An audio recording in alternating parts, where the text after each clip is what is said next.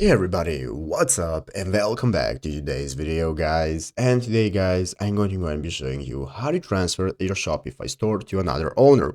This is a very simple thing to do, so make sure to watch this quick and easy video to the very end, follow my steps correctly, so you can make sure that this works the same for you and you can do this yourself.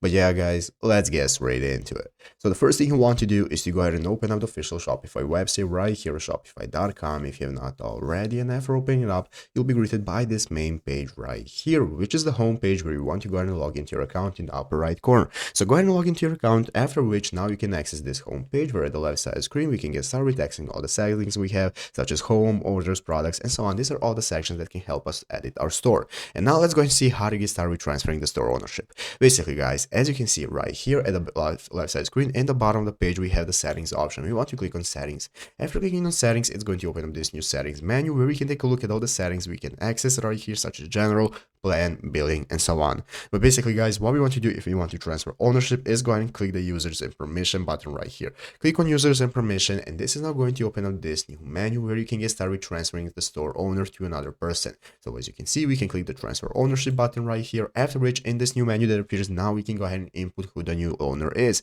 So enter in the email of the new owner, their first name, last name, and enter in your password to confirm it. And after you're satisfied guys with it and you want to transfer the ownership, just click transfer store ownership and it's going to enable you to transfer it to another person.